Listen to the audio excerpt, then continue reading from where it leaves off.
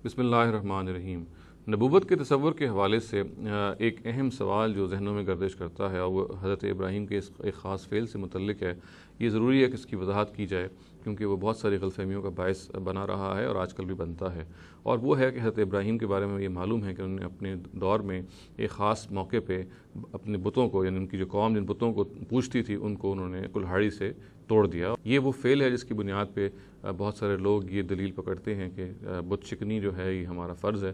चुनांचे में मालूम है कि अफ़गानिस्तान में जो बुद्धा के स्टैचू से बामियान की जगह पे वो बाकायदा गिराए गए वहाँ पे, और दलील के तौर पे बहुत सारे दलाइल और भी पेश किए गए और साथ ही पेश किया गया कि देखिए हज़रत इब्राहीम ने भी अपने दौर में कुल्हाड़ी से इस बुत को तोड़ा था। देखिए इसमें जो बुनियादी गलतफ़हमी पाई जाती है और जिस वजह से ये गलतफ़हमी पैदा हुई है वो ये ना जानना है कि हज़रत इब्राहीम का ये काम करने में असल मुहर्रिक क्या था। अगर तो उनका असल मुहर्रिक ये है कि वो ज़बरदस्ती अपनी कौम को रोकना चाहते थे बुत परस्ती से, तो फिर ज़ाहिर है ये काबिल एतराज़ बात ठहरती है। इसलिए कि ज़ाहिर है कि अगर ये वो दौर था कि अभी उनकी कौम पे हुज्जत तमाम नहीं हुई थी और वो अपनी कौम को प्रीच कर रहे थे, अपनी कौम को अभी वो तबलीग कर रहे थे, तो उस दौर में पैगंबर कभी भी ज़बरदस्ती इस तरह से बुत शिकनी नहीं करते, इस तरह से बुतों को नहीं तोड़ते। तो फिर जो सवाल पैदा होता है और जिसका जवाब खुद कुरान मजीद में सूरह अंबिया में हमें मिल जाता है, जहाँ पे वाक़या बयान हुआ है, वो ये है कि हज़रत इब्राहीम ने ये वाक़या सिरे से अपनी कौम को ज़बरदस्ती बुत शिकनी के लिए नहीं किया था। बुत तोड़ने का जो मामला है ये ज़बरदस्ती तो उनको बुतों की वर्शिप करने या बुतों को पूजने के लिए नहीं किया था, बल्कि उनको करेक्ट करने के लिए, उनकी इस्लाह करने के लिए किया था। और उनका मकसद ये था, जैसे सूरह अंबिया में मालूम होता है, कि वो ये जान लें कि देखें ये उन लोगों को पूज रहे हैं, उन पत्थरों को पूज रहे हैं जो अपना दिफा भी नहीं कर सकते।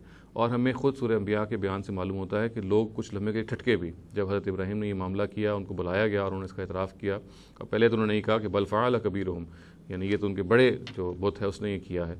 तो जब मालूम हुआ, ज़ाहिर है कि हज़रत इब्राहीम ही नहीं वाक़या उन्हीं से सरज़द हुआ है, तो हज़रत इब्राहीम ने ये बात समझाने की कोशिश की इस वाक़े के ज़रिए से कि वो लोग कि जो अपना दिफा खुद नहीं कर सकते, उनको मुझ जैसा शख्स जो है वो कुल्हाड़ी से उनको ख़त्म कर सकता है, तो फिर ऐसे शख्सों को हम खुदा कैसे बनाए बैठे हैं, कैसे उनको हम पूज रहे हैं।